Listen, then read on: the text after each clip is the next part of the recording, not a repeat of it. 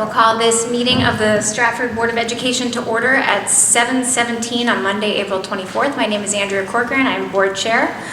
We do have a quorum tonight. We are missing Mr. Kennedy, unfortunately, but the rest of us are here. And with that, I will hand it off to Ms. Wiltsey for the invocation and pledge. Thank you. Please stand, everyone. We beseech you, Almighty God, to bless this meeting of the Board of Education. So guide and rule over our hearts and minds, that all our deliberations and decisions may be in accordance with your will and lead to the advancement and welfare of the community of Stratford for whom we serve. Amen. I pledge allegiance to the flag of the United States of America and to the republic for which it stands, one nation, under God, indivisible, with liberty and justice for all. Thank you. You may be seated. Okay, we'll begin our evening with our student representative reports from Bunnell High School. Ms. Etienne.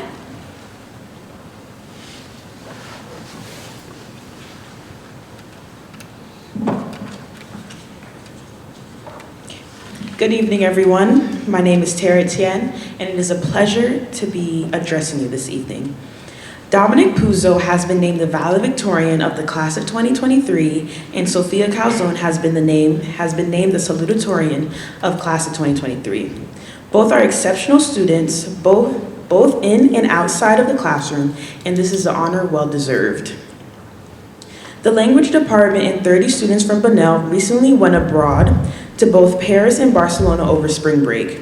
It was a wonderful opportunity for the students to experience new cultures and visit historic sites in both countries. Our very own podcast, Bunnell Underground, was interviewed by News 12 on April 18th.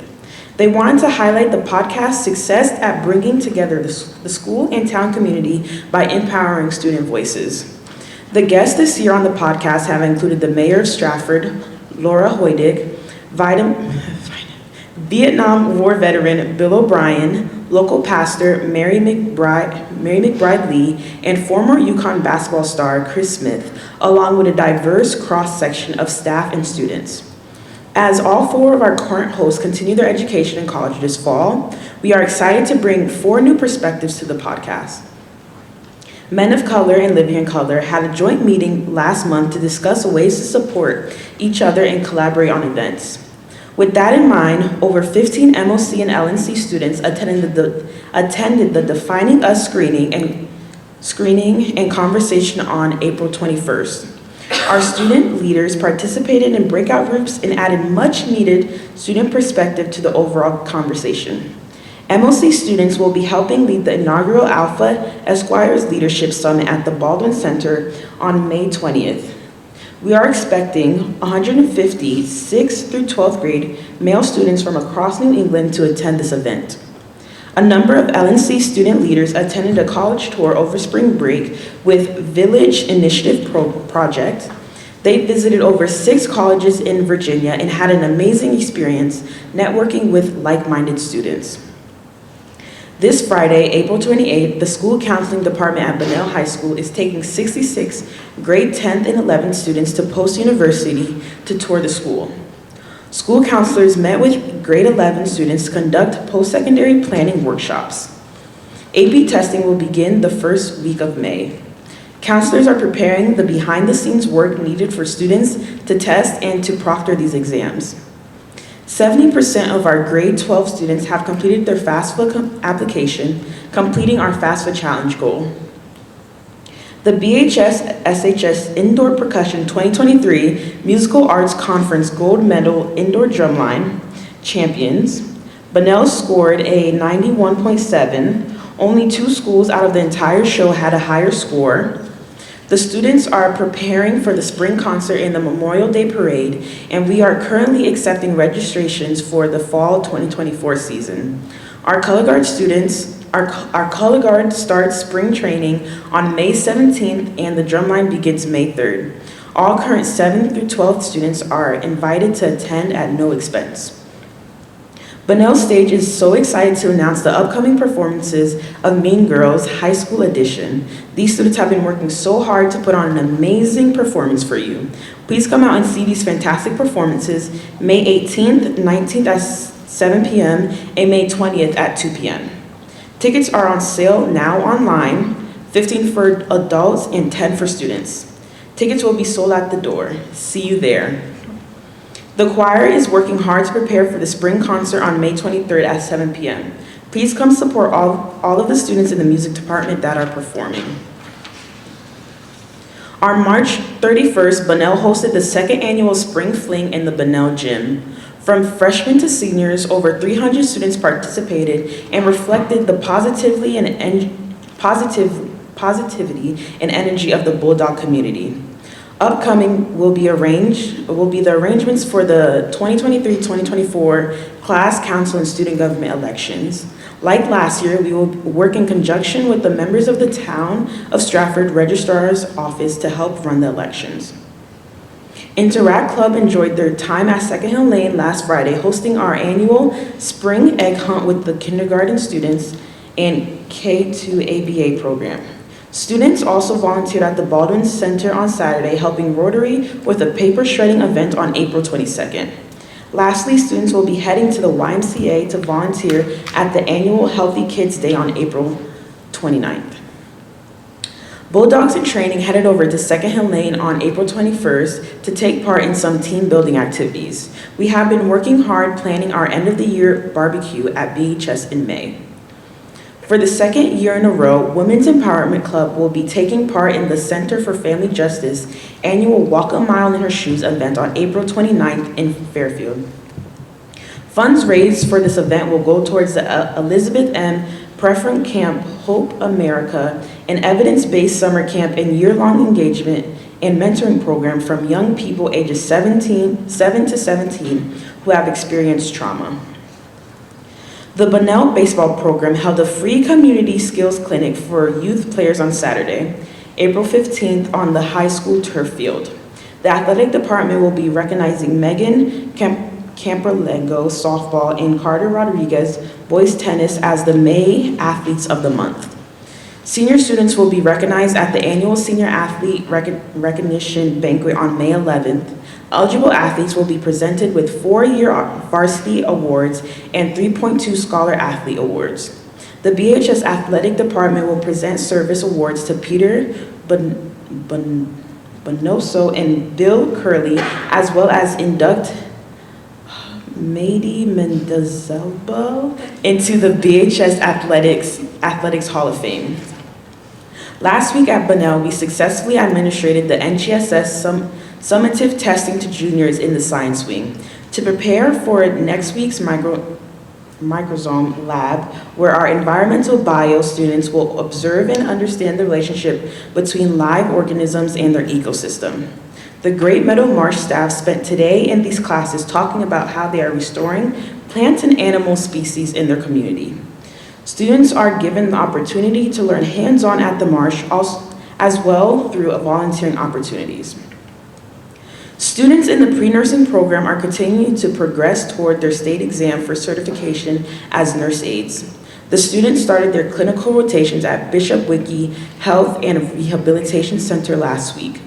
During these days, students work with their peers in their facilities, nurse aide staff to provide care to a variety of patients. Students have reported good experiences overall and have been able to take their classroom and skill lab learning and apply it in the real world. Thank you for your time and have a nice rest of your evening. Thank you very much, Ms. Etienne, and I saw her roll in from Stratford High School, Ms. Golding.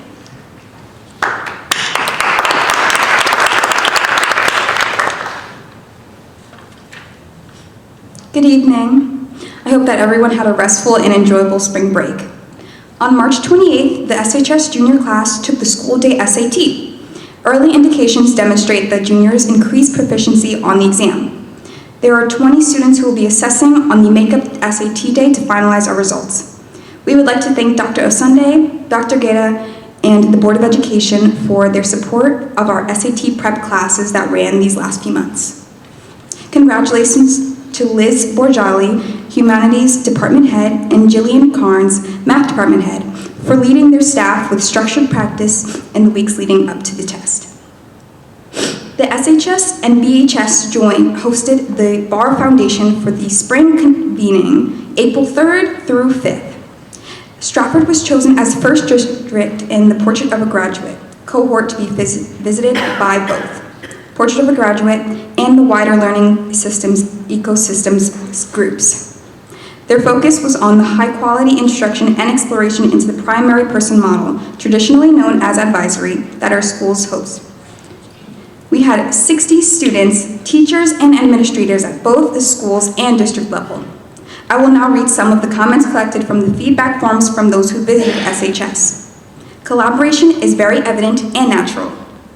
Beautiful school. I was grateful to visit SHS and to hear how they're using Portrait of a Graduate along with classroom visits. Everyone was so wonderful and welcoming, and it was great to collaborate over the course of the convening.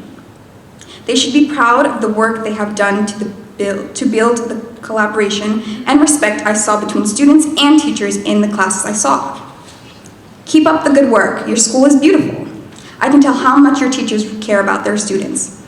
Always a lot going on, but a very smooth operation for sure.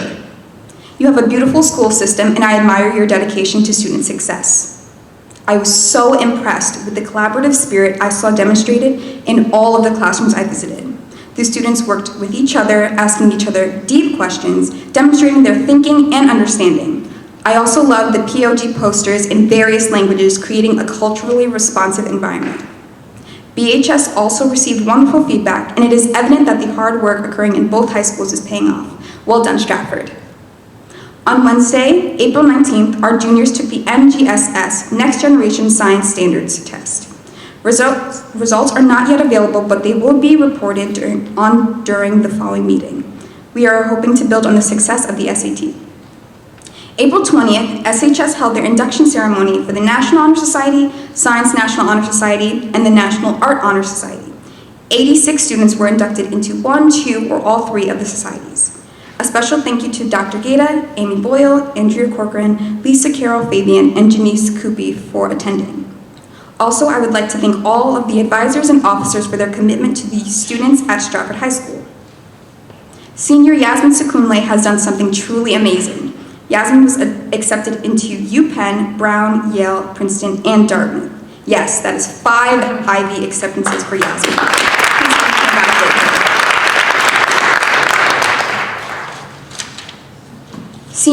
SHS senior Alex Wynn learned that he was awarded the CMIC Allenberg Memorial Scholarship totaling $128,000 for 4 years of college education. In addition, Alex was also awarded a full presidential scholarship to attend UConn. Well deserved, and congratulations. Amelia Kubran has committed to play Division I soccer at High Point University in North Carolina. Congratulations, Amelia.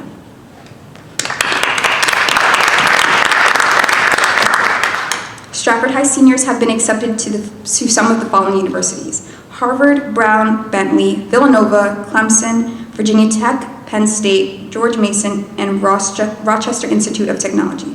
Congratulations to all seniors on their hard work. During spring break, SHS and BHS language students attended the Europe trip to Barcelona and Paris. We visited popular attractions such as the Museum des Rodin, the Eiffel Tower, La Sagrada de Familia, the Picasso Museum, and many more. As a student who attended this trip, it was a great opportunity to explore the cultures of these European countries. My favorite parts of the trip included eating croissants in Paris and exploring the architecture and development of the Sagrada Familia Church. Thank you to all of the chaperones who made this trip a possibility. We appreciate this opportunity greatly.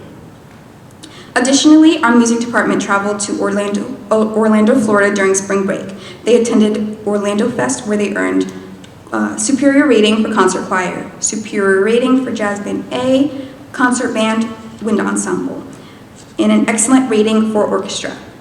Outstanding soloist for all competing bands was earned by Madalena Pesch, and outstanding soloist for all competing orchestras was earned by Isaiah Johnson.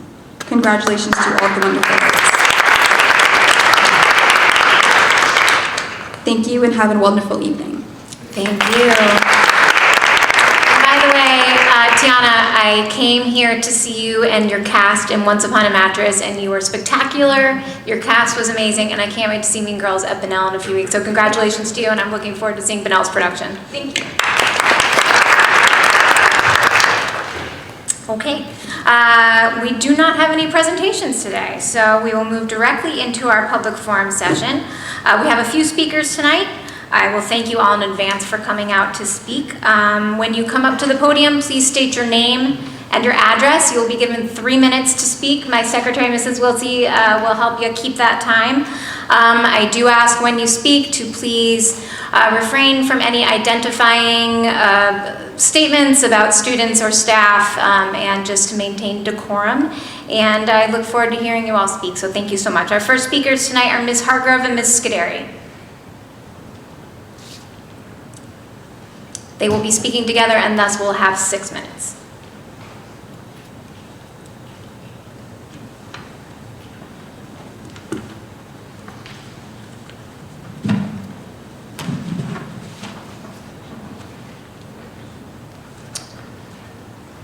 My name is Colleen Hargrove, 1317 South Ave, Stratford, Connecticut. I've been a resident of Stratford for 3 years now, living with my wife, 3 children, and my granddaughter, who is a 7-year-old first grader at Johnson House Academy. She is sassy, outgoing, and very honest, so it was no surprise to us when she would come home from school mid-October giving us details about a little boy in her class who wasn't very nice. She'd explain to us childlike behavior he would display during class or on the playground. Things like pushing, punching children, including herself in the arm, and kicking them in the shin.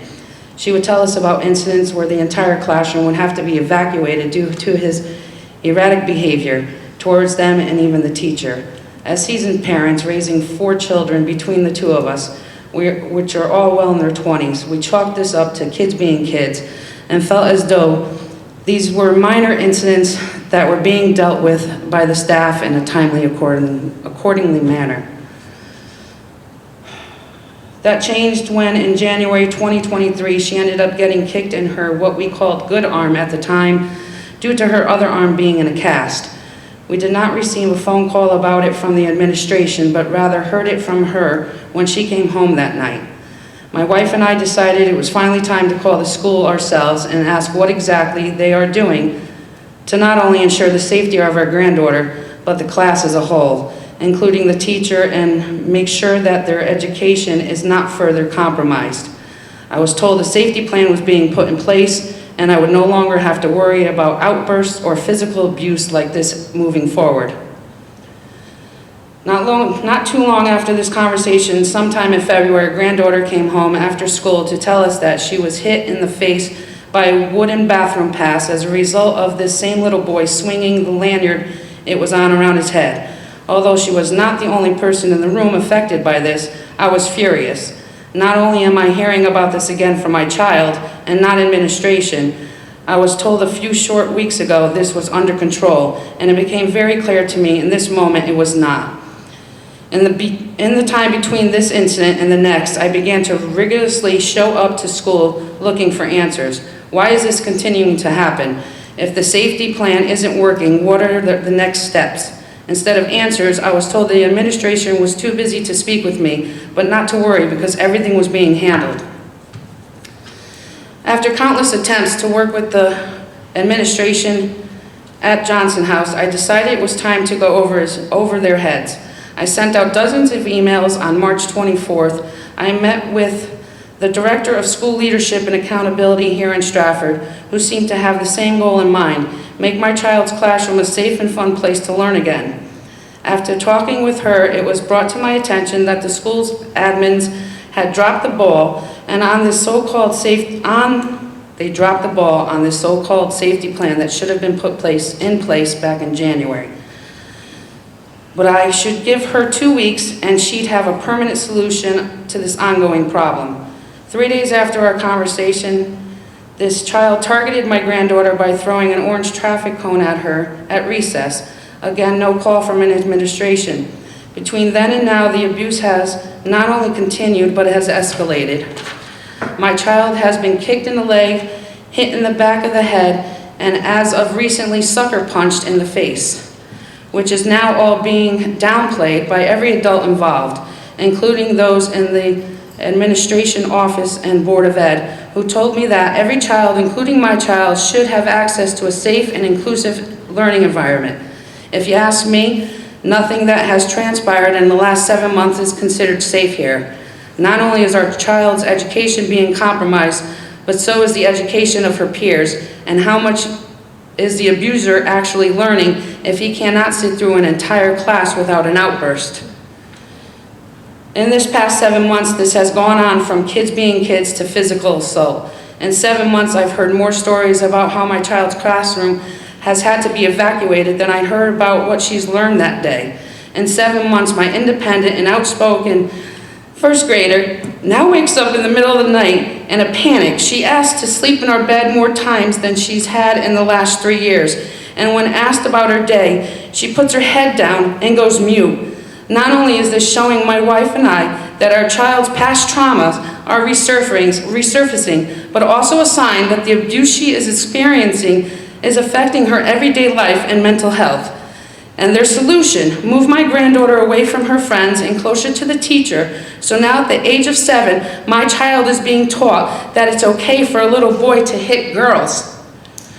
We're teaching her and every other child in that classroom that there are no consequences for their actions.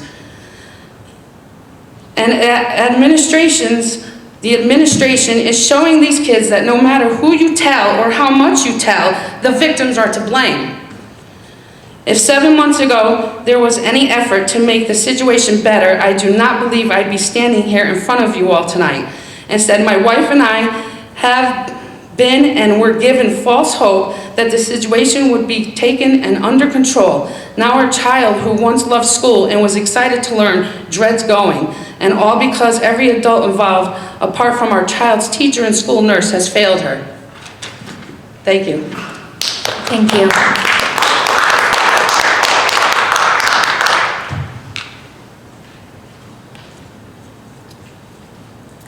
Our next speaker tonight is Ms. Worley.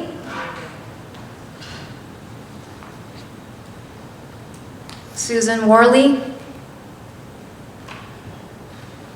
If Ms. Worley shows up before we're done, she can take the last spot. Next up will be Ms. Santone.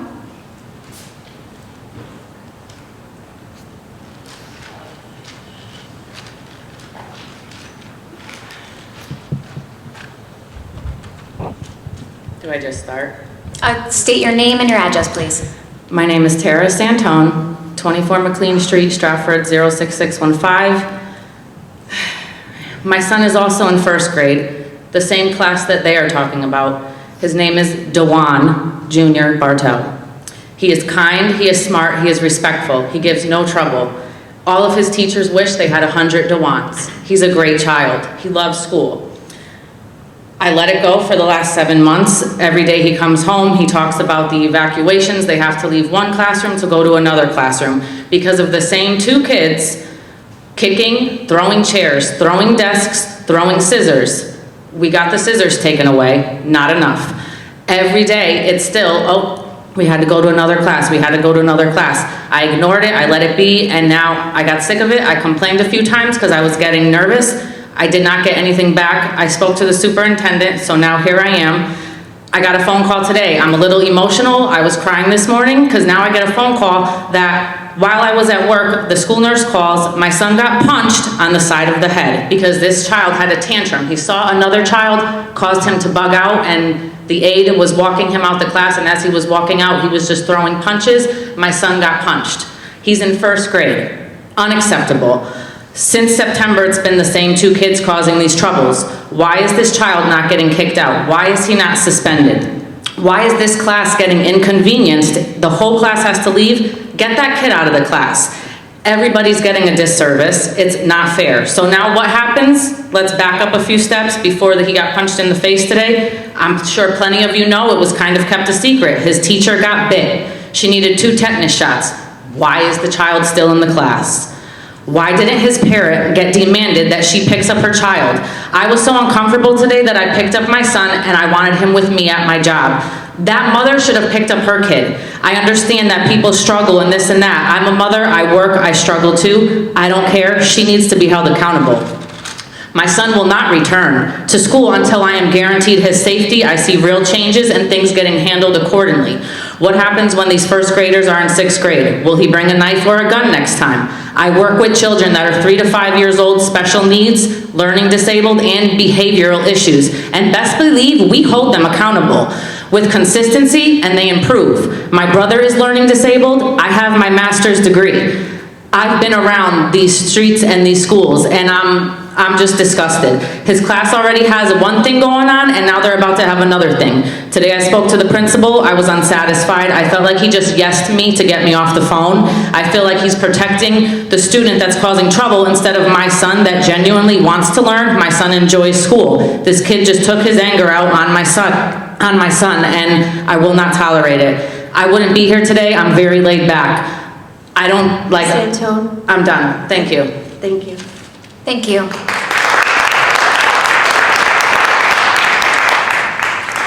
Our next speaker tonight is Mr. Cologne.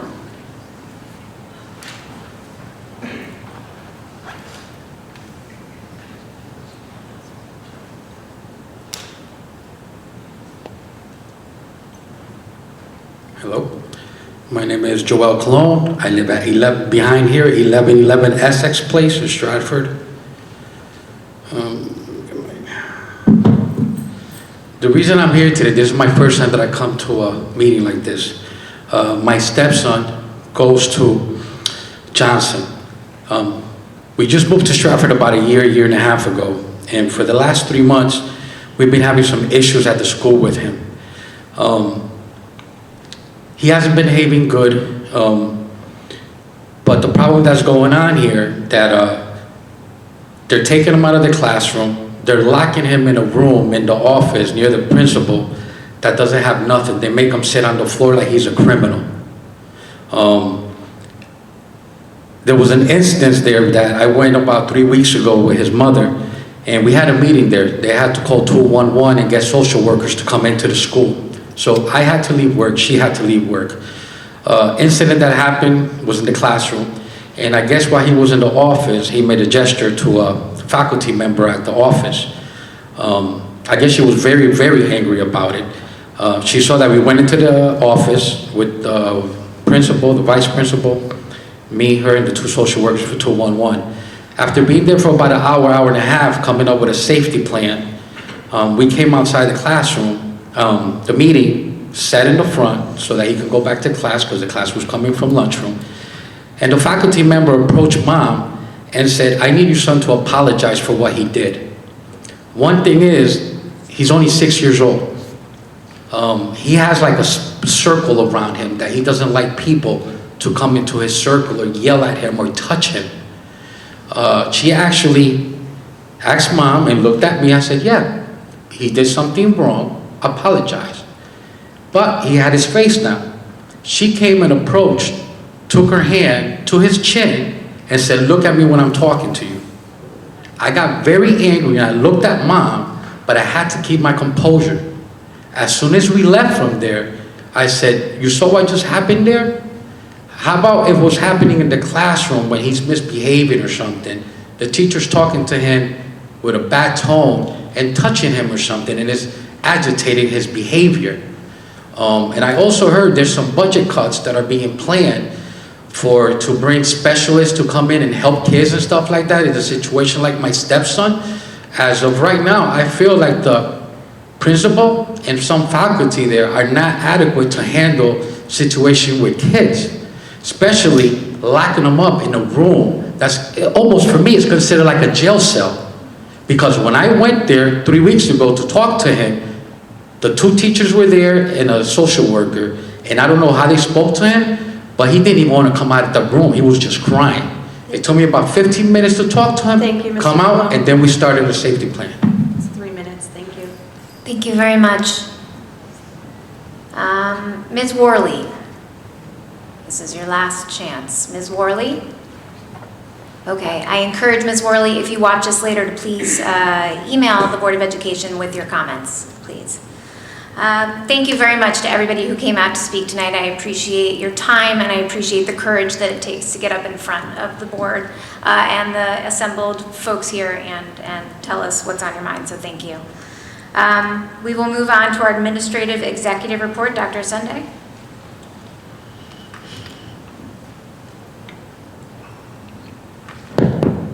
Thank you, Madam Chair. Good evening to everybody. I do have a few things that I do want to go through the budget report, or excuse me, the executive report, but I do want to take a moment to perhaps not directly address those speakers, but address the topic in general. We do appreciate the vulnerability of coming up here, and we recognize that student behavior has been a challenge for our district, which is what is most important to us. We also understand that when we discuss student behaviors, particularly at this developmental age, with 6 years old, it does take a different look. But nonetheless, as I've had conversations with family members, as I've met with them, as I know my team has worked with family members, the one thing that we can all agree is that no child or student deserves to be subjected to behaviors of such nature. Over the last few weeks, and debatably months, we've received a lot of feedback with this class specifically. I personally had a chance to connect with not just the classroom teacher, but other teachers in the school as well as the administration. There are things that we can do, and there are things that we will do.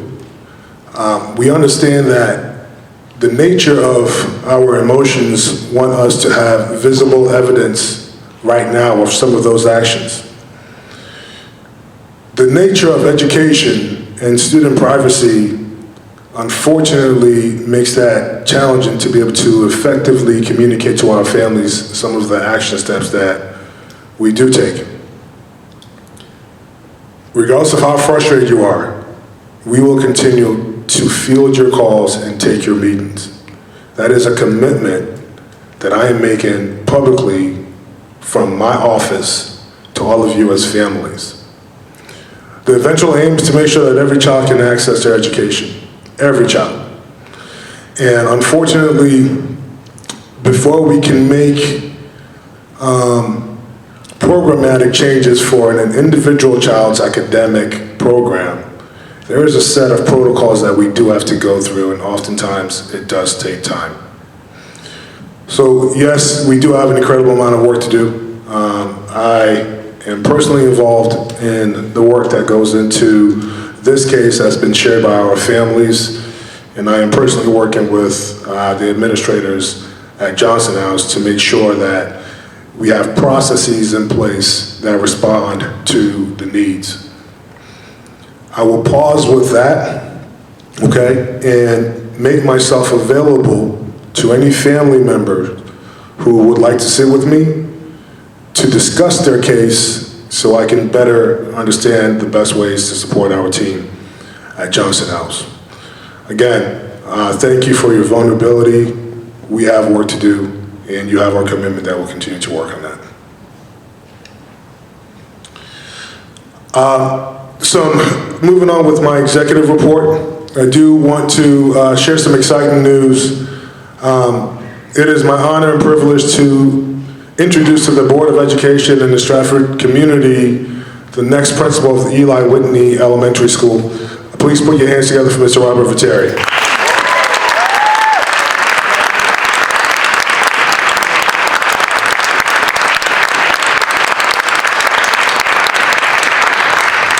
Honored to, in a few moments I'm actually going to ask Mr. Viteri if you can come up and say a few words to our community.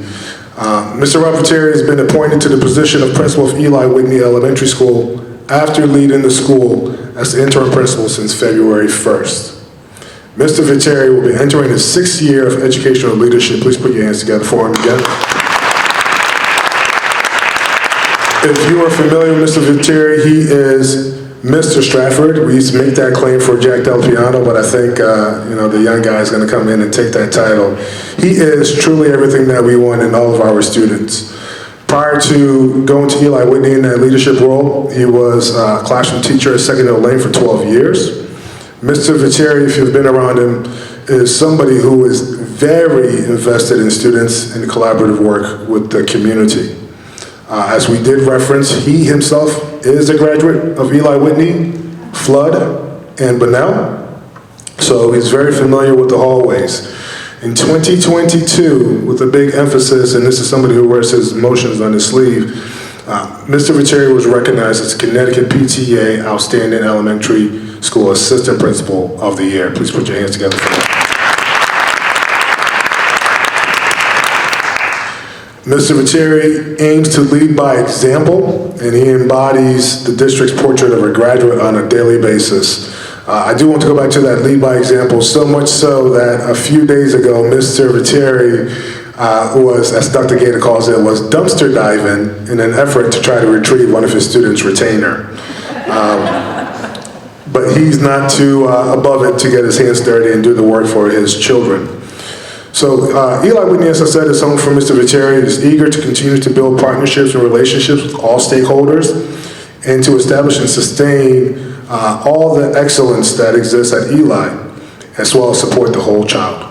He is an alum of the University of Connecticut. He and his wife live in Milford with their 3 children. In his free time, he enjoys coaching, reading, and cheering for sports teams that mostly disappoint him, right? I'm guessing you're a Jets fan, right? Please put your hands for a warm welcome for Mr. Robert Viteri, our new principal at Eli Whitney Elementary School.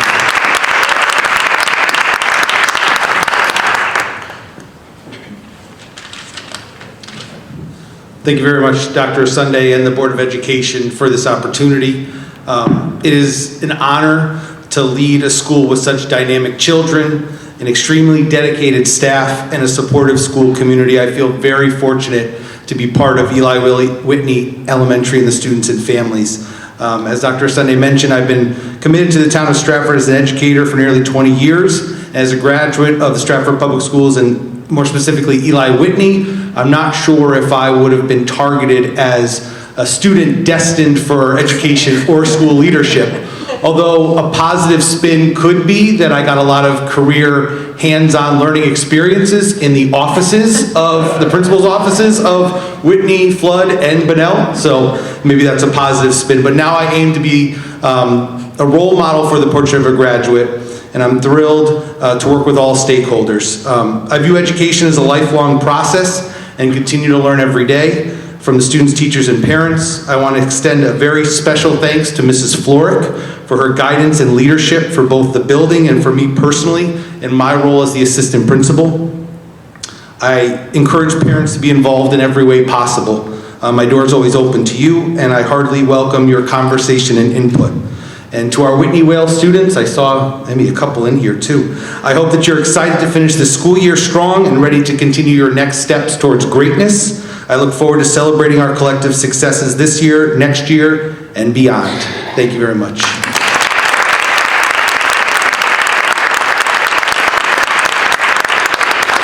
Welcome again, Mr. Viteri, and again, congratulations. Continue to keep that place rocking. It's a special place at Eli. Again, welcome and congratulations. Next on my report, you did hear the students reference it. Over the weekend, I asked my executive assistant to push out a letter just really notifying our community of the success of our students on the SAT performance. It's quite remarkable when you have a chance to disaggregate the data. I do want to carve out time to give credit to our faculty and staff there at both high schools. I see a few representatives in the audience. They've worked incredibly hard. One of the things that we focused on from a pedagogy standpoint was really leveraging data to inform our work.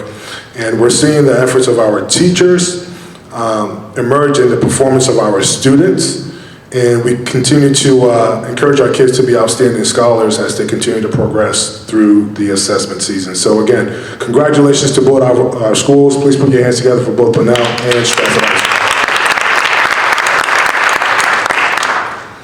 Next on the executive report, just a brief update. Last week was a pretty busy week across our community, across our school systems. On Monday evening, we hosted a town hall meeting that was centered in climate and culture. And many of the same challenges that we heard today, we heard across our school system. We do recognize that student behavior is a national issue. There's reports and articles that I've read over the last couple of weeks, but our sole focus is our children here at Stratford Public Schools. We met for about 2 hours and 45 minutes and had deep and vulnerable conversations at the Worcester Middle School auditorium. We had approximately somewhere between 50 and 55 family members in attendance. We had teachers who were in attendance. We had about 25 or 30 administrators who were in attendance. And I thought that composition of the people who participated in that town hall was very, very important. Because as we examine the audience, our principals, our administrators who respond to student conduct and student discipline had a chance to hear from our families, right? And we also created some space for our families to hear from our educators as well as our administrators. Some of the big takeaways of that 2 hours and 45 minutes was themes that centered on parent involvement and participation in continuing to work and partner with schools so we can continue to shape the values and expectations for our students about how we expect them to treat each other. We talked about having more cogent protocols and processes in our school system. And after 2 years, if I could make one critique about our school system is that we did not have sufficient processes that allow for us to function efficiently. So there was some good feedback that came from our families around that topic. We also had families that brought up some very relevant points, most notably honoring the differences, cultural differences that come with our collection of our children in our schools. We discussed social media as a big challenge for all of us in the school system. We discussed how do we respond to the expediency of social media. The conversation generated some good things for us to think about, and we did have some note takers. We will continue to incorporate the ideas and thoughts of family members. And I do want to extend an additional special appreciation to Lieutenant Curtis Eller and our SROs who were also present on that day. I'll close with this. It was a long evening, a very cathartic and emotional and vulnerable space. But when I looked across that auditorium, my back is still stiff from that conversation, by the way. But as I looked across that auditorium, we had administrators, we had parents who did not just come to vent and share their frustration, but also be part of the solution. We had teachers who showed up and shared their experience and shared the challenges that they see and experience every day in the classroom for our parents to hear. We had town council members there, and we had board members there. If we are to improve in any way around this specific challenge, we're going to need more people to be part of that conversation. So again, I appreciate all those who were able to join us. We have a lot of work to do. There's some practical work that's going on right now, and internally we were able to connect with some students and get some feedback. We will be releasing a discipline matrix that is system-wide. We're also able to get together with our teachers for their feedback as well. We'll be sending out communication to our families because we would like their voice to be part of this process as well. So keep an eye on your email. We'll send an invite and we'll get together to continue to do this work. On Wednesday of the same week, we met with the Board of Education, myself and my administration. We met with Town Council and the administration from the Mayor's office to present and advocate for the board's budget for fiscal year 24.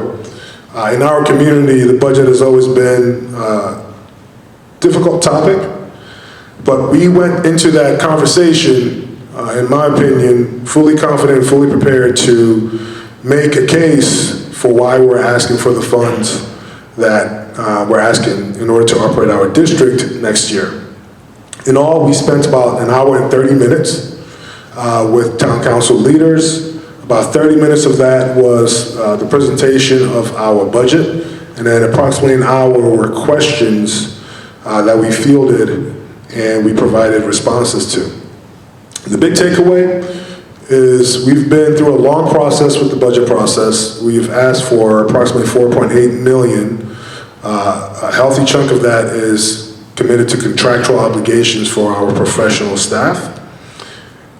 It's become clear that we will not receive the $4.8 million, but what we do need to do is make sure we receive enough to make sure that we can operate the schools and we do not have to resort to reduction measures that completely compromise our school system.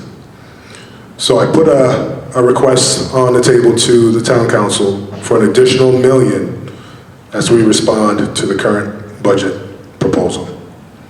I do want to take a moment to give special appreciation over the last 3.5 months to all those who have come out and shown support for the board's budget. Our entire professional community, our unions were there advocating. They've been just allies in the work over the last couple of months. Our board members who have been just staunch advocates for making sure we acquire the resources to do the work that we have set our goals around. Our family members. I saw a lot of family members who were part of that town hall come out on Wednesday night. We appreciate your advocacy. I think you understand we've made it very clear that we need to continue to do this work for the children of Stratford. And there's some early signs that our kids are growing and narrowing that learning loss gap or that achievement gap. So we need to continue to keep our foot on that gas pedal because we believe that Stratford Public Schools can be one of the best academic institutions in the region. So again, thank you so much. We have a lot of work to do, and we will keep you updated on the progress of our work with the town on the budget. And that's it for the executive report. Thank you, Dr. Sunday. Any questions for Dr. Sunday? Sure. Yes, sir. Yeah, our last meeting, we had a brief presentation about the dual language program, and we're told we would receive a report on that and some clarification on the, as well as some clarification on the number of students that program serves. We haven't received that yet. Is that in the works or? Yeah, so I know we've been working to aggregate that. I believe it was fresh off the print today, so I'm going to ask Dr. Gator, do you have that with you? Okay, perhaps we can distribute this to the board.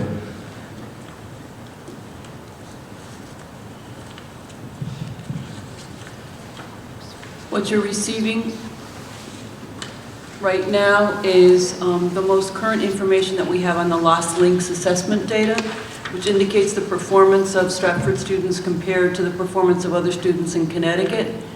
This year's Lost Links assessment was administered in January, February, and March. As soon as the results become available, you will receive the report along with a breakdown of the district-administered assessments as well. I believe at the last meeting, Mrs. Masari did share with you the enrollment numbers at that time, and we'll update them along with this report on the assessment as well. We just want to make sure that disaggregating the data by the students who are involved in that program takes a considerable amount of time because we're comparing, we have to pull them out of the Lost Links assessment as well as the district assessments for all of our schools. So it's a timely process, but we're just about finished with our mid-year data, and the Lost Links data should be available at the end of this month. That's great. Perhaps it might be possible at some point, since there does seem to be so much interest in the dual language program, that we might be able to arrange a visit for board members who are interested to see the program in action? Definitely. Great. That'd be awesome. Thank you. Any other questions for Dr. Sunday?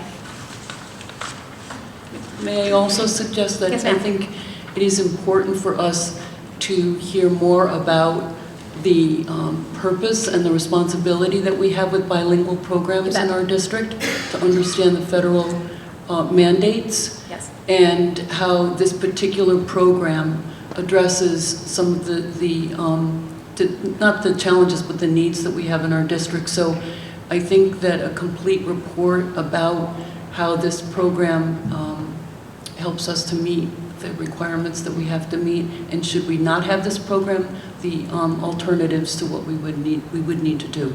Yes, ma'am. Thank you. I appreciate that. Any other questions for Dr. Sunday today? Great. Thank you very much.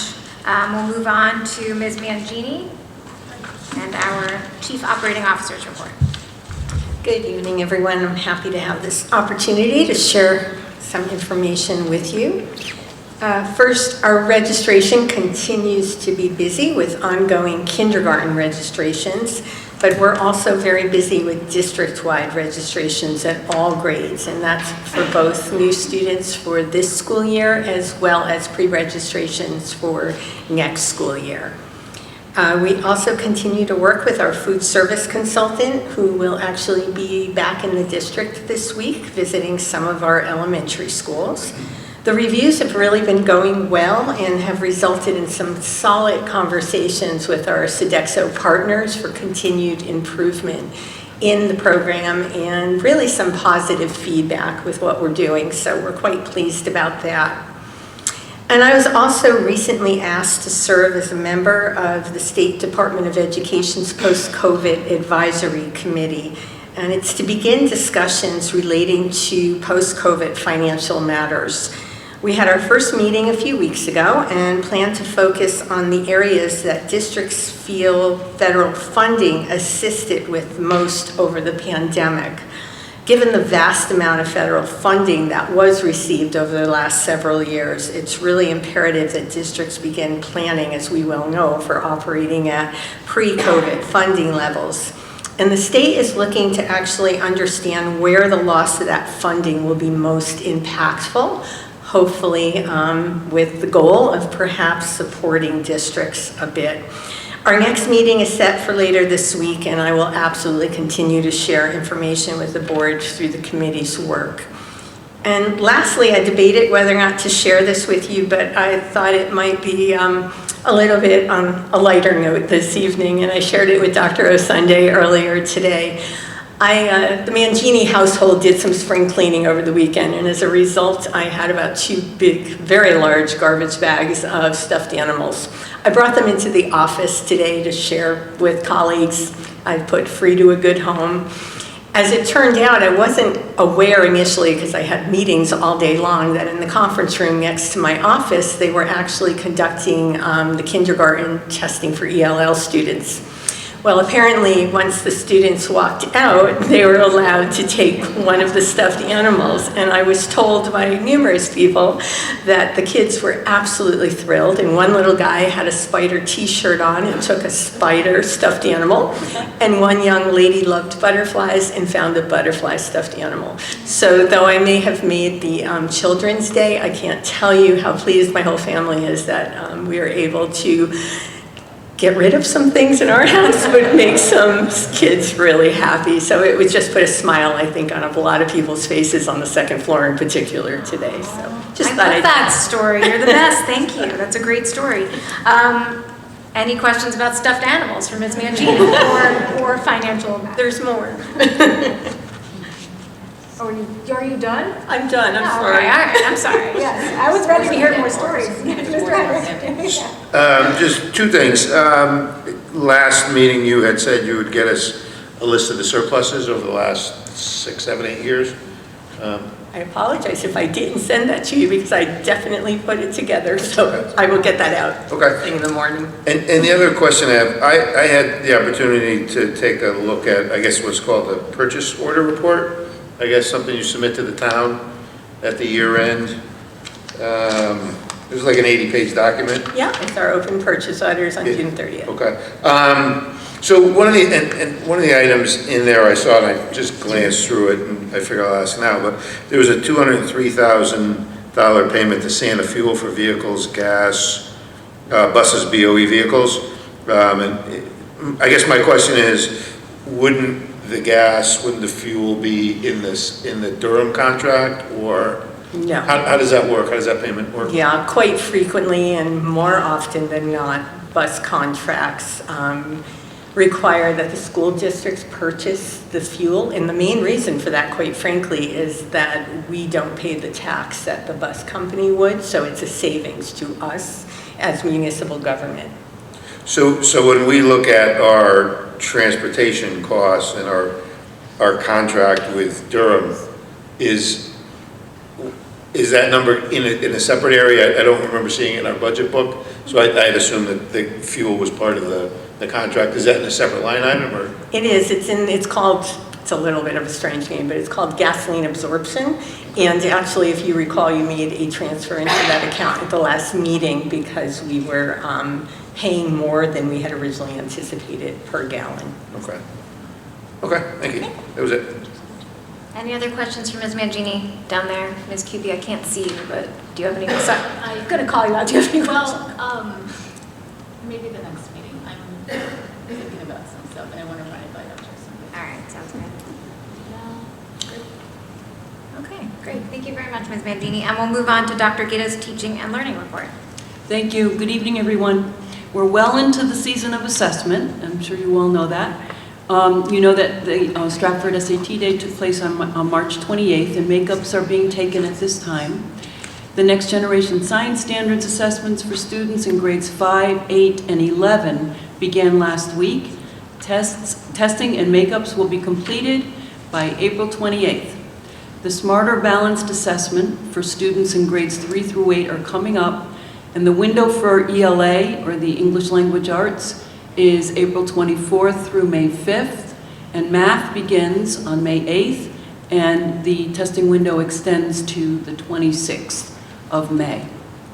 I just want to say, with regard to the testing, one of the things I think that, we do focus on growth and we focus on student achievement, but one of the things that I find that Stratford should be very proud of is the participation rate of our students.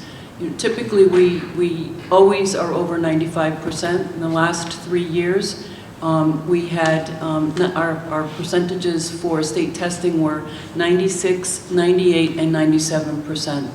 And that really, I think, is attributed to the hard work that's done at the building level.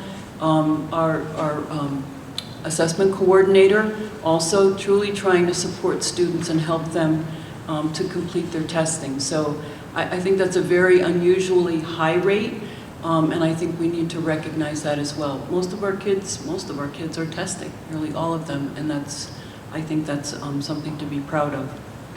Summer school application will be coming out very soon, so please watch for these. And on Friday morning, this past Friday, Stratford hosted 2 State Department of Education personnel on a walk through several of our buildings to view some of the Alliance-funded programs in place. We visited 3 kindergarten classes at Nichols Elementary School to observe purposeful play, number corners, kindergarten aid support, and the use of decodable texts. We then visited Worcester Middle School to observe the math interventionist there working with students, following up with a discussion about the work at hand. Then we proceeded to Second Hill Lane to observe the work that the reading interventionist was doing with the dual language students.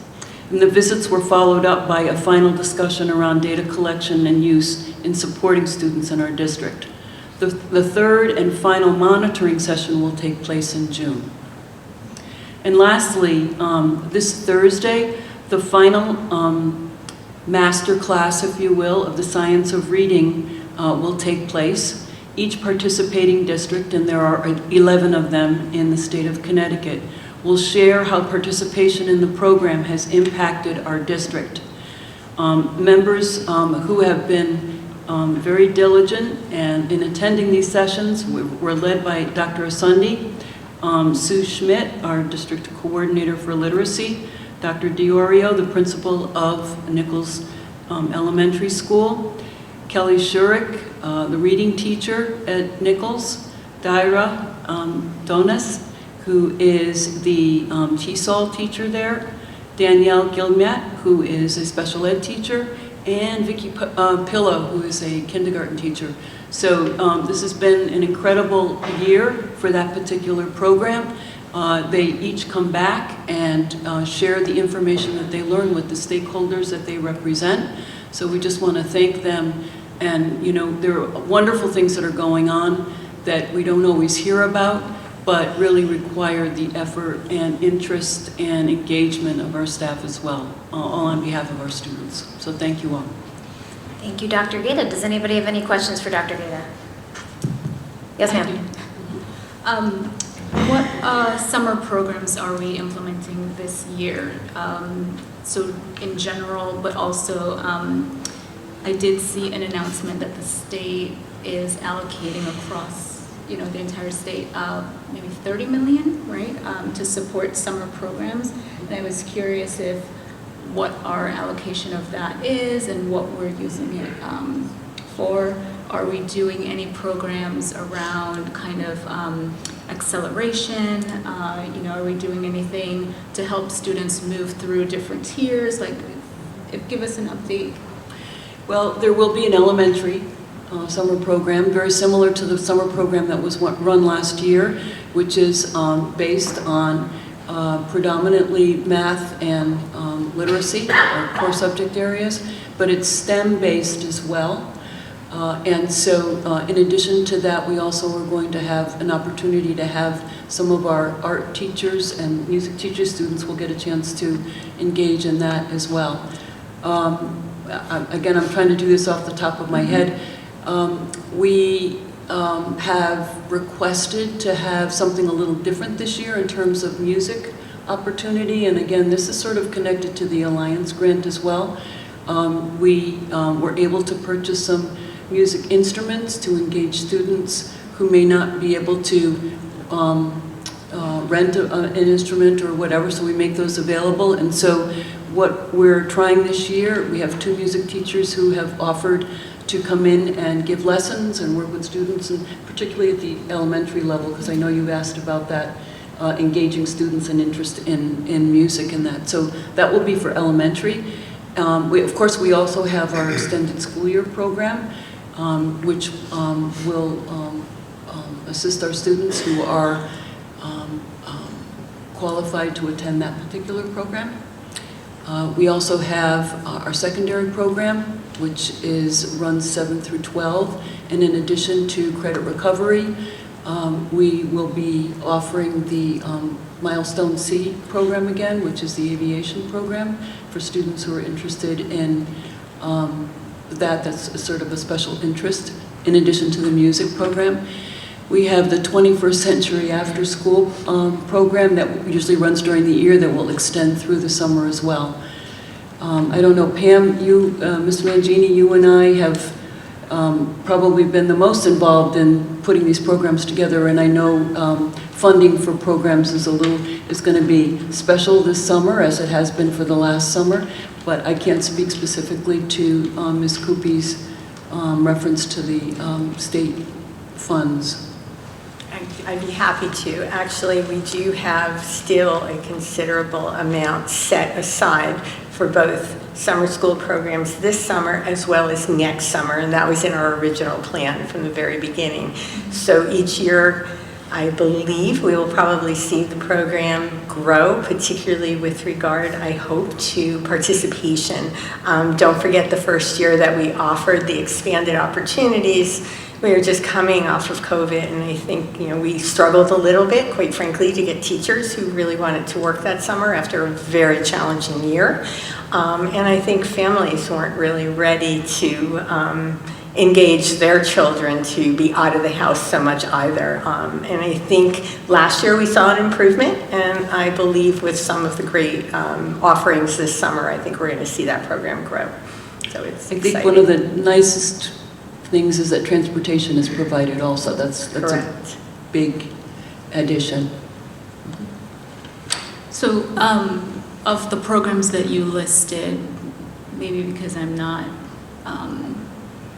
familiar with the details of them, can you share which ones are designed to help move our students through different tiers? Like, what specifically are we doing, in that area, and how for us as board members to understand what this program is helping to impact these outcomes that we're hearing about. Would it be helpful if I send out the brochure so That's that you could read? Yeah, I will send that out. I'll have Sam Rosenberg and Sue Schmidt are overseeing that, so we'll get that out to you.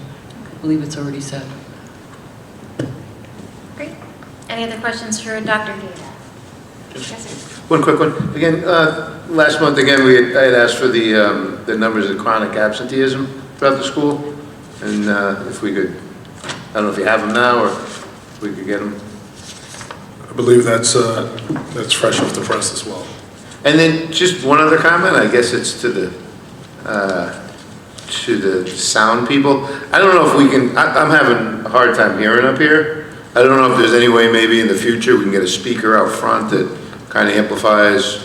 I know typically we're facing each other and it's a little easier to see each other when they're talking, but now it's for me at least, maybe I'm old, but it's just difficult to hear. So I don't know if we can get somehow some amplification up here, so maybe make it a little easier for us.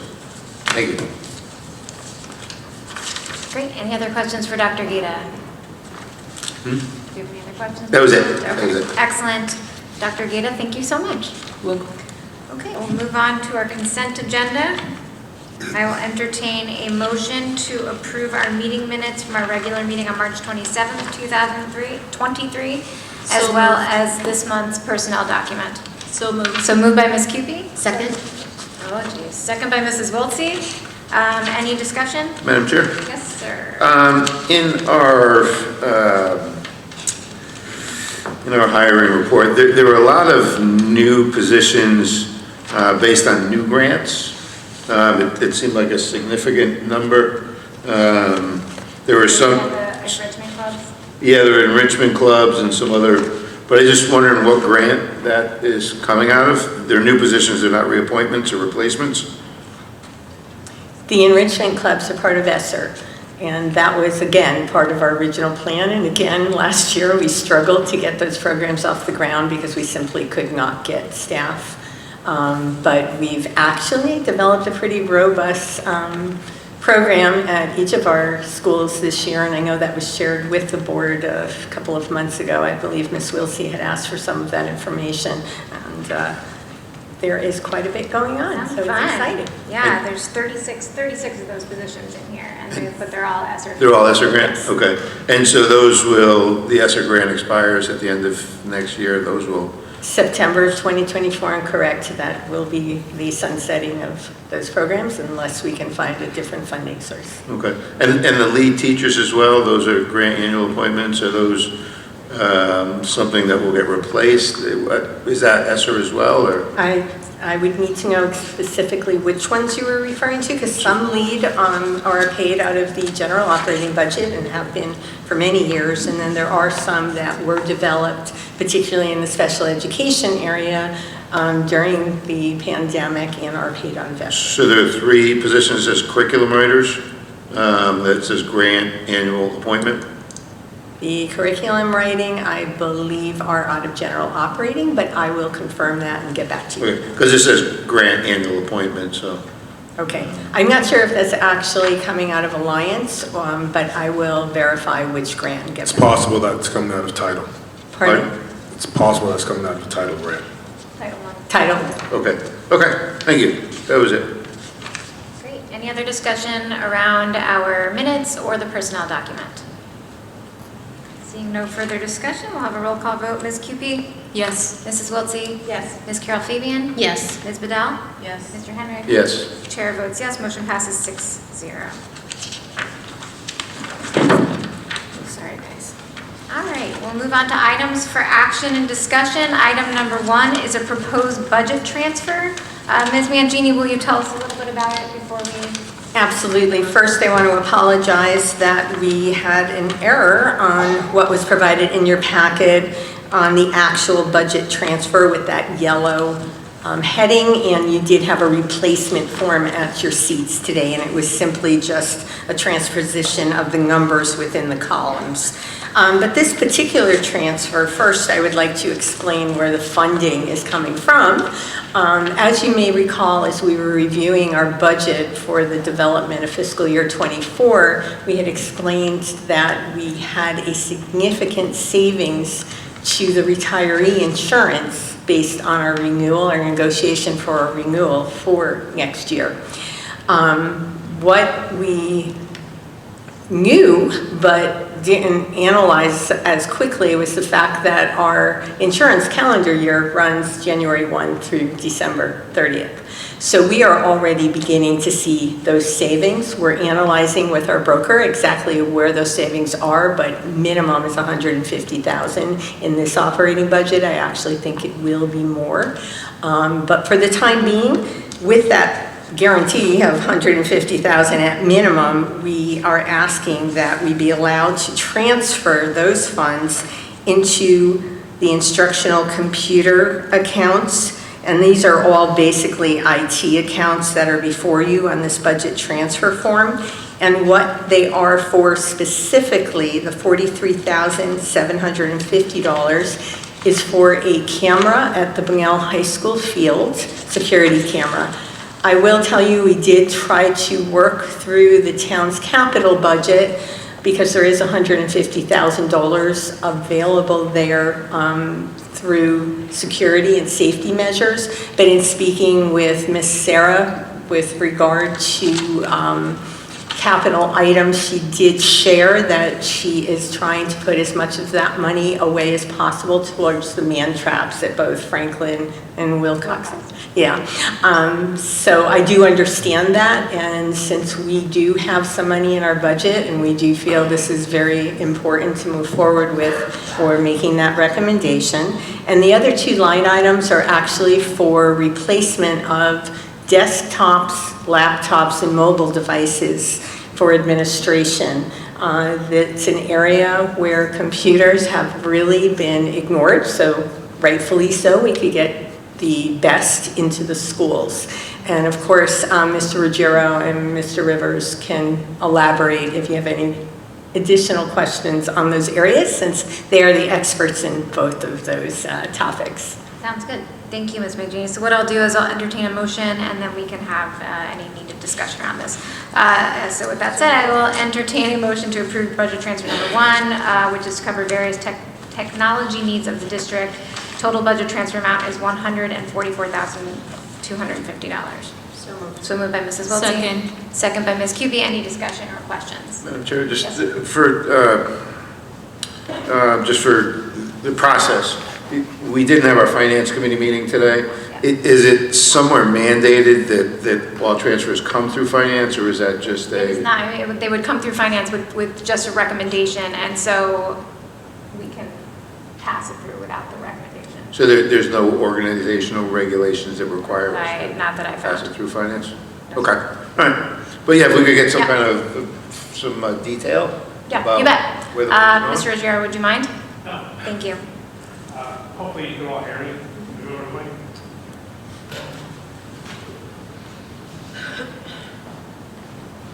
So I could speak to the cameras. But no, football field never had any, except for looking down at the field.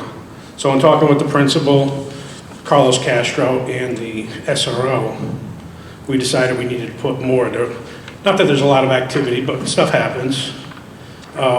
We came up with a layout for cameras down there. It comes out to about 13 cameras that we'll be able to, there isn't anything that we won't be able to see once we get done with this project. So we'll be able to view everything down there. From the gate coming in from the back lot, the back road, under the bleachers, all the way up to the school, driveway, all around the field house, out to the baseball field, again, under the bleachers, all around, covering the entire bleachers. Under the bleachers? Yep. So you're going to put a sign there so the kids know you're being, no more making out under the bleachers? No more making out, well, sometimes it works, sometimes it doesn't. So which line item, we have 3 line items here? That's the 43,000. 43 is you? Okay. Yeah. So those cameras there are really high tech, so we can actually see super clear all the way out to the ball field. Okay, great, thank you. Thank you very much. And Mr. Rivers, if you wouldn't mind detailing the other two lines. Not a problem. The first line, the 23,000, that is to finish up some smartboard installs at Second Hill Lane. We had 5 rooms that shifted into full instructional classrooms, so we wanted to make sure that we have all instructional rooms with newer smartboards.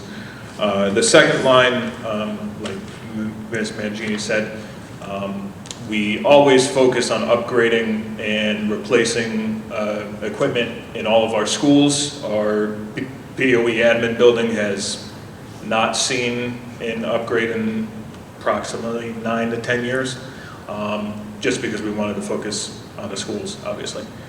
So this will take care of the desktop computers and laptops for the administration center. Great, thank you. Any questions regarding that information? Ms. Cupie, did you have something? Well, not specific to these items, but I did want us to think about at Dr. Sunday's town hall last week, it was brought up by teachers when some family members mentioned, the reaction time to incidents happening. And a teacher mentioned there are not enough walkie-talkies for everyone to have, right? So I would love for us to assess our estimated surplus, get a number. I think maybe you've put in an order for some, but to get us to a place where there sort of is one-to-one, like we don't want to be scrambling. You never know when something major is going to come up, and just because somebody doesn't need one doesn't mean we shouldn't have something like that in place from a safety and security standpoint. You bet. Thank you very much. Any other questions about this budget transfer? Just one comment. I guess it's more my belief, more of a comment, but it's my belief that we as a district and as a Board of Ed, we should never waste a nickel of the town's money, but it's also my belief that we should never send the surplus back to the town. So I'm glad to see we've taken some creative steps to address some issues that have been long-standing, and the money that's allocated to us from the town will be spent wisely. So thank you. Great, thank you for that. Any further discussion? Super. Seeing none, we'll have a roll call vote. Mr. Henrik? Yes. Ms. Bedell? Yes. Ms. Carl-Fabian? Yes. Mrs. Wiltsey? Yes. Ms. Cupie? Yes. Chair votes yes. Motion passes 6-0. Thank you all. We will move on to the proposed school year calendar for the 23-24 school year. It is in our packets. I will entertain a motion to approve the proposed school year calendar for 23-24. So moved. So moved by Mr. Henrik. Second. Second by Ms. Wiltsey. We can have some discussion. Now, Dr. Sunday, do you have anything to add? Sure. We feel very good about this calendar. We've brought this before the board over the last couple of months. It's a very cogent calendar. We have all of our dates added to the calendar. There is one last piece. If you recall, I believe last winter, Ms. Cupie talked about the format. So the contents of the calendar is exactly where we need it to be. Over the course of the next couple of months, we'll continue to vet out formats of calendars and then transfer the contents just so the calendar is better user-friendly, if I believe. Ms. Cupie, I believe that was the point you were trying to make with that suggestion, correct? Mm-hmm. So the contents of the calendar is exactly the work we've been working on. There are some dates that are reflected with conferences and PLCs. We'll also institute a practice a few days before some of these breaks in the week. We will send that communication to remind our families, and then we'll continue to work on the format for the calendar and the website. Can you tell us a little bit about your new proposal for PLC days? Mm-hmm. Right. So PLCs has been one of the primary improvement instruments that we've embedded into our systems. And I give credit to our schools for really leveraging it and making sure that the PLC agendas are directly focused to their school improvement plans. We listened to our stakeholders this year, and I know myself and Mr. Henrik have had conversations about how the disruption happens typically after the new year. We'll come back for 2 days, and then we're in a PLC, it's a half day. So one of the things that we did, I convened my team to examine the calendar to make sure that we selected weeks to be able to afford this opportunity to our staff that do not have consecutive disruptions. The other piece now is what we're going to look to do is, rather than have an early release, we're ultimately going to begin with a delayed start, similar approach to what we use for our inclement weather, where our staff will come in fresh, ready to engage in the work, and then we'll do a bus run to pick up our kids and have the rest of the day. This has been a strategy that has worked very effectively as we examine some things in some highly effective, high-functioning, high-achieving districts, and we feel that we have the ability to implement that here as well. Might I just suggest Of course. that a delayed start might be a larger challenge for some families than an early dismissal. I know, speaking personally and selfishly, it would definitely be more of a hassle for myself than an early dismissal. I do feel that with enough advance notice, especially if our calendar is broadcast out to our families at this point in the year for next year, that folks do have enough time, hopefully, to arrange for after-school care. Before school care is a little trickier. That's just my opinion. I'm just putting it out there. Mrs. Wiltsey. That's fair. Thank you, Madam Chair. Two things. The PLC dates on the calendar, if we can have them circled in text. I see that there's a small error, but I don't think those dates are going to be widely recognized by families as the holidays are. Okay. So if we could do something to change that format. Of course. The second thing is, with the delayed start, have we had any communication or conversation with stakeholders as far as community collaborators with the childcare? So we've got a few, nonprofits that do the before and the after school in town, and this will dramatically change the structure of their programs. Right. We've had the internal conversation, including looking at transportation and how it impacts students in choice programs. We have not had the direct conversation, but I do know that Ms. Mangini and myself have been having those conversations. We plan to have that conversations well in advance of next year. It's good feedback. Ms. Carol Fabian. Another question, concern regarding, excuse me. Thank you for sharing. With the delayed opening versus the early dismissal, some families rely on those older children who will be released earlier than the elementary students to care for their younger children. But with the delayed opening, those students, the high school students, middle school students will leave, and those elementary students will still be at home until 10:30. Yeah. And again, it kind of goes to the child care coverage for some families. Yes, I'm sorry, Ms. Bedell. I also am going to jump on the bus of the PLC days. I noticed that they're all scheduled on the same day of the week. And while that's petty, it often means that a parent can't take a shift on that day, or, nurses, firefighters, first responders, all scheduled on, similar days, months out sometimes. Having those days rotate between a Tuesday and a Thursday, or, whatever it might be, may allow a little more flexibility. That's absolute excellent feedback, and we'll certainly take that into consideration. I don't want to make any more dramatic shifts to it, but if the feedback has merit, we'll certainly make that consideration and get that out. But the one thing that we realized quickly through this exercise is that there was going to be no placement that adequately met the needs of everybody. Okay, we had this conversation with our union leaders, had this conversation with our administrators. I did have offline conversations with other leaders across the community and some board members. There is no one design to the calendar, and that's the thing, that's the unique nature of calendars. But we did feel that whatever we adopted, right, because as I talked to our teacher said to me, my superintendent advisory, I said, what do you think will be best? I had conversations with administrators, I brought it up with SEA leaders, what do you think would be best?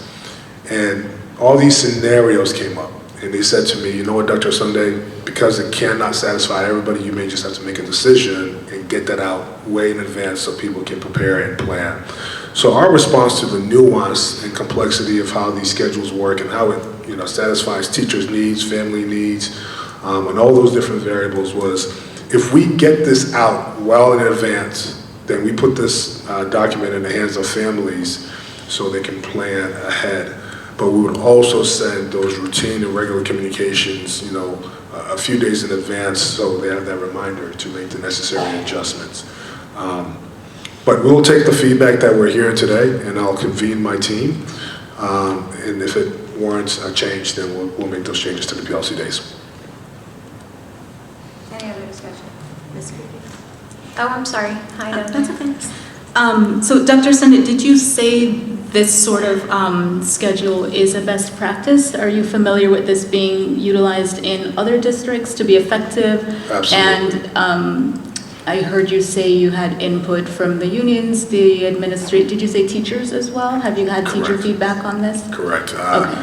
The winter superintendent advisory, which we have quarterly, this was one of the discussion items, and they gave me feedback with that. Okay. And I see our union leaders there. We had this as part of our discussion item as well. And they brought up a lot of the same variables that are being shared by the board. So from a best practice standpoint, maybe just highlight a couple of things that us as advocates, right? Because we have to communicate and interface with the community. And if we're explaining this, we want to make sure that we are correct in our communication. Right. Very good. And on the subject of PLC days, perhaps at some point in the future, we might have a presentation regarding what happens during PLC days, why they're important, and you know, how they benefit our kids and their learning. We can make that happen. Awesome. Any other questions? Okay, seeing none, we will have a roll call vote. And we're going to start down with Ms. Cupie. Yes. Mrs. Wiltsey. Sorry, I thought we were going to come back for a vote Oh, after do you some have, changes. wait, do you have another? No, I'll vote yes. Ms. Carol Fabian. Yes. Ms. Bedell, sorry. No. Mr. Henry. Yes.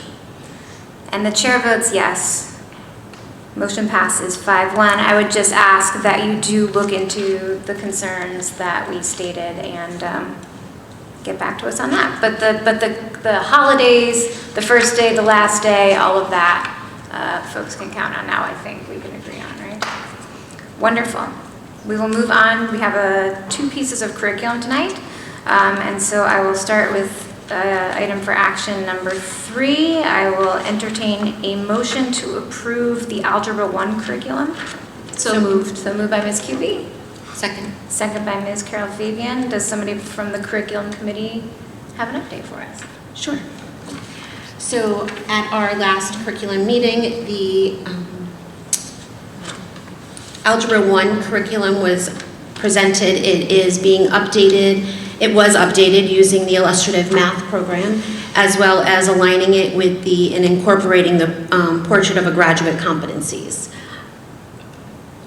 It was one step of the process they've completed, and it's just one way that they're going to continue to build on incorporating the portrait of the graduate competencies and the illustrative math along all of our high school math curriculums.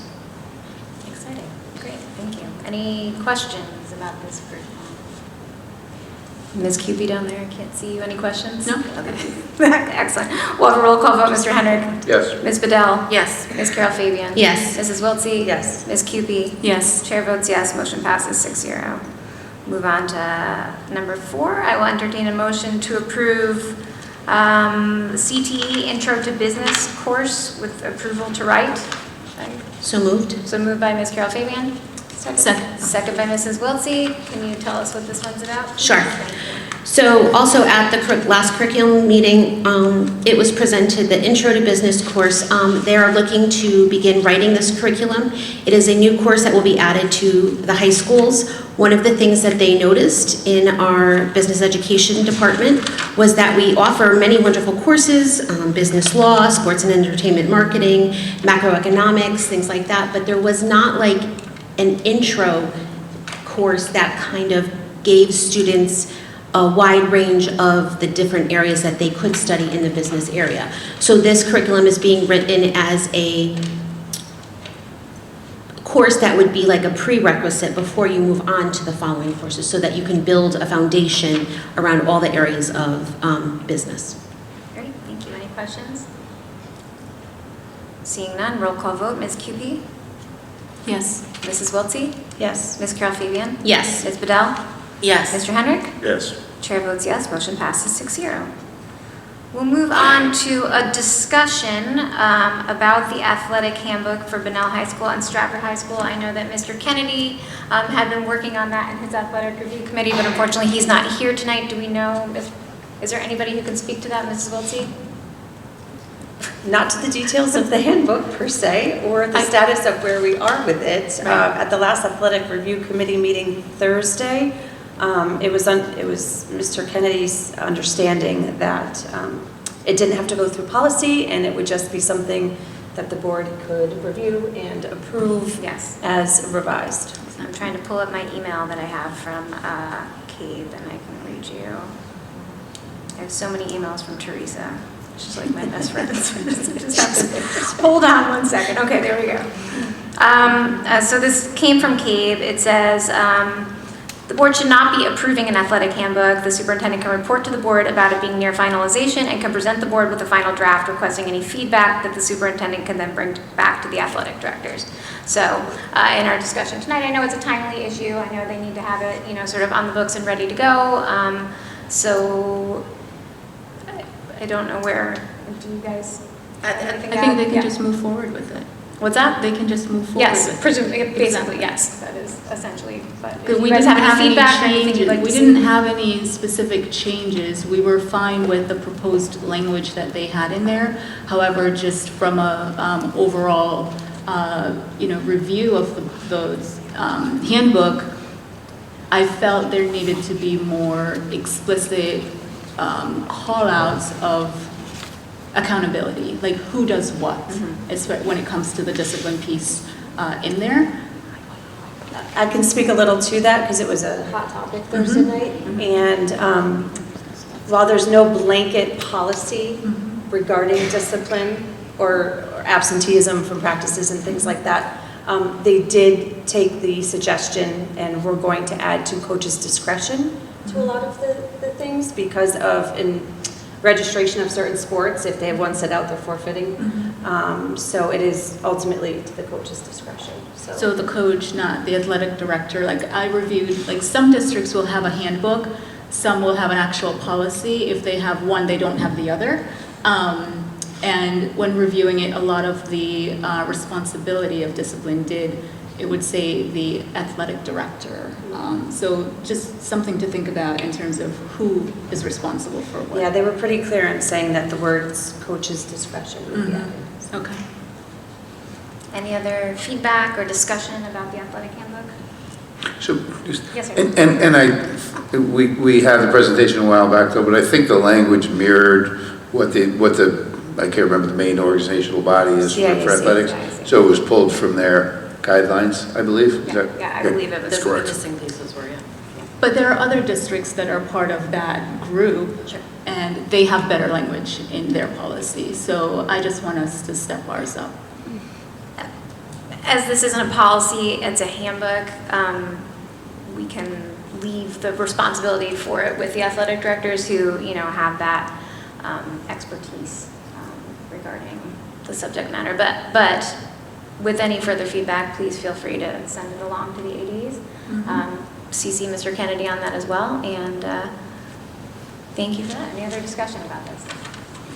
Great.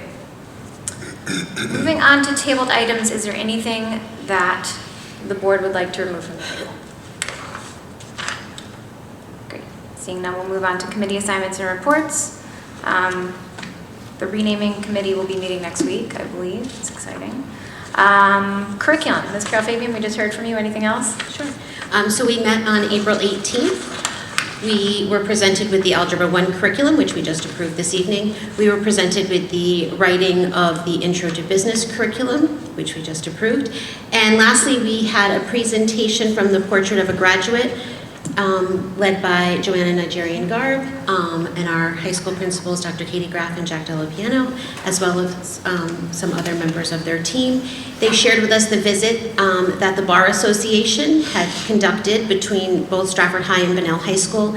And I would ask again if we could get that shared with the entire board, that presentation, just because one of the slides I especially want all of us to see is the quotes, the praises that we received from these visitors were very touching and heartwarming, and it showed just all of the incredible work that, especially at our high schools that they were visiting, has put in to help our students grow into our Portrait of a Graduate, and the work that they're doing to build our mastery-based credits, as well as grow our students and work, and I loved that they discussed really how we're building it kind of backwards, right? We're starting from where we want them to be, so it's begun at the high school level and where our seniors should be when they graduate, and it's progressively working back to how that pertains to even our kindergartners and how that they need to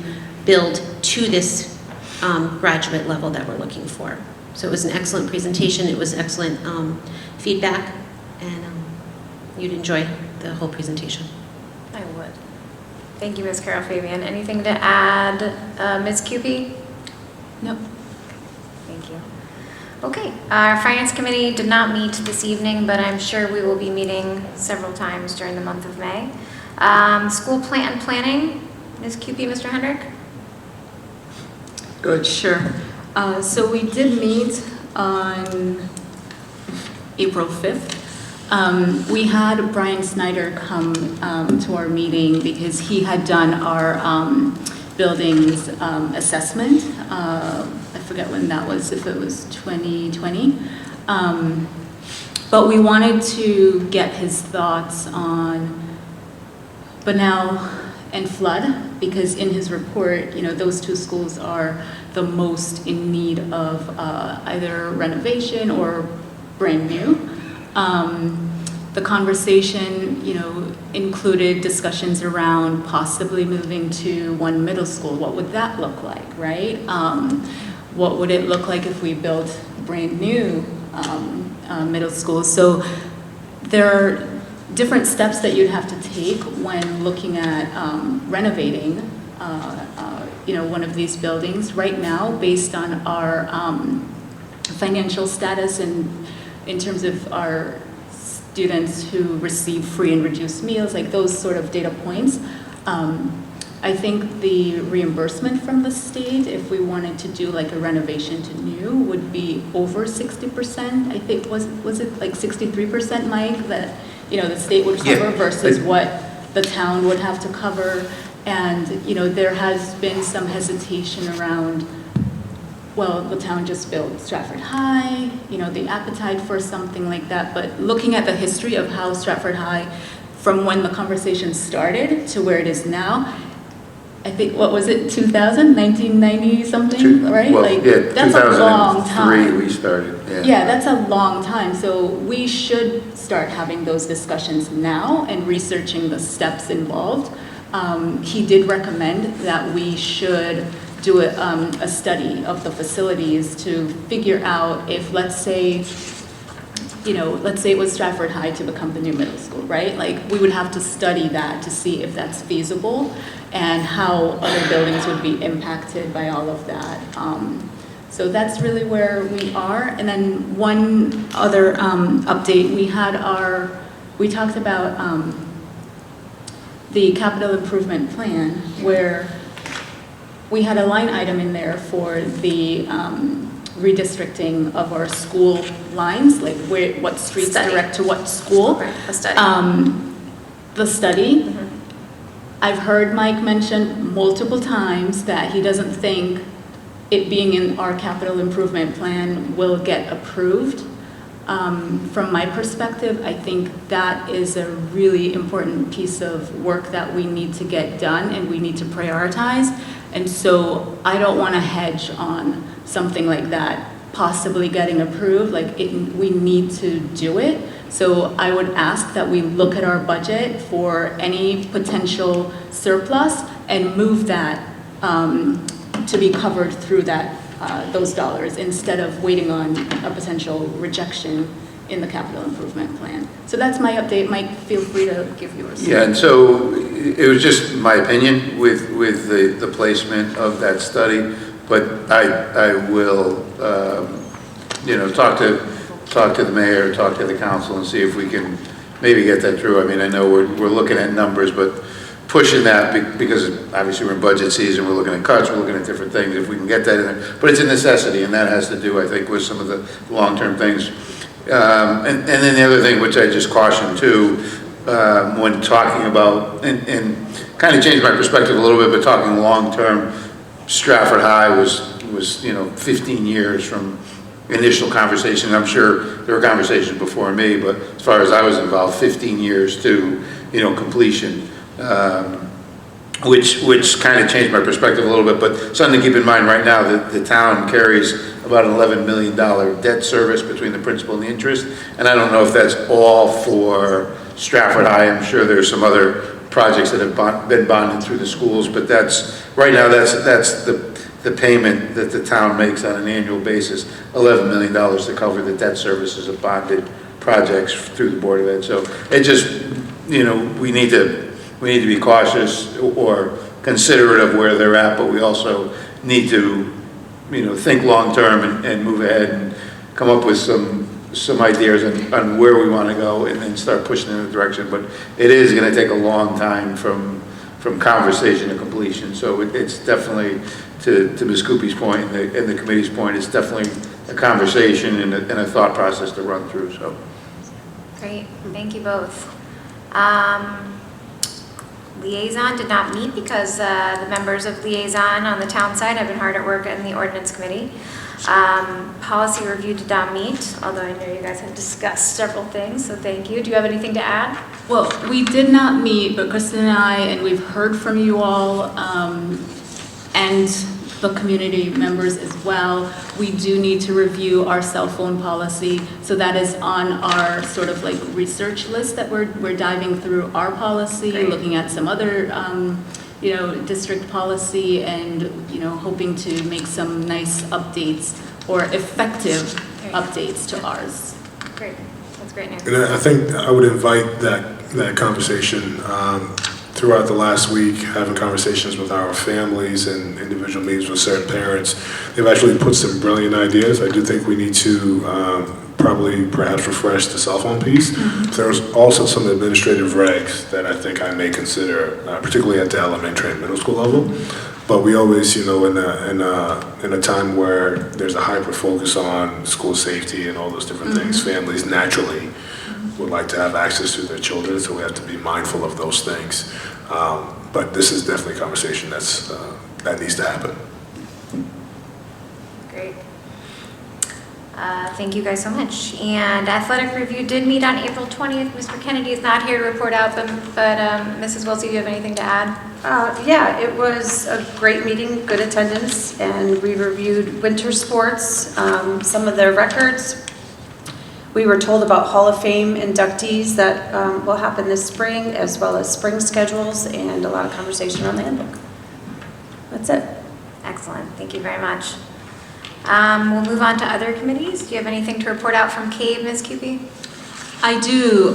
Two things. So on May 2nd at 12 p.m., CAVE will be having a meeting/webinar for anyone who is interested in being a Board of Education candidate. If you're curious about the role and want to know more, you should attend that session. As you know, come November, December, right, 3 of us are going to be off the board, so if it's something of interest for you, I would highly recommend you attend that.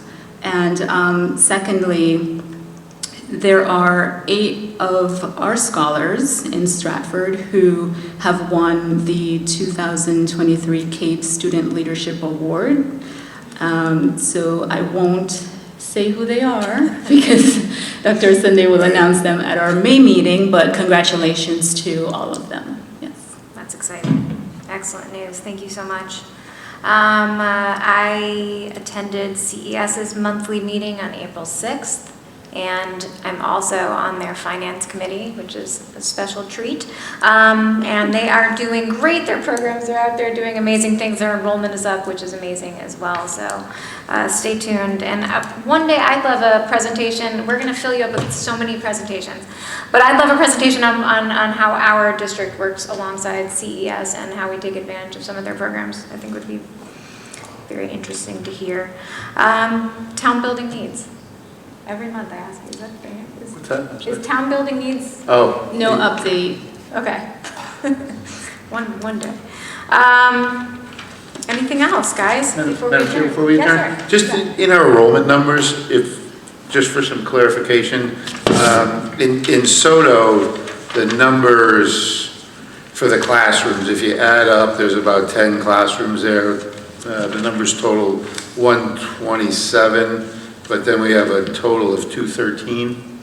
And I'm just wondering how we, and if you don't know the answer now, that's fine, but just if we can, the math doesn't seem to add up, maybe I'm just not understanding. So if you add these numbers up, they come up to 127, and then down here you have 213 as a total. Yeah, I believe the total is 213, but the other 2 columns break out special ed and students of color.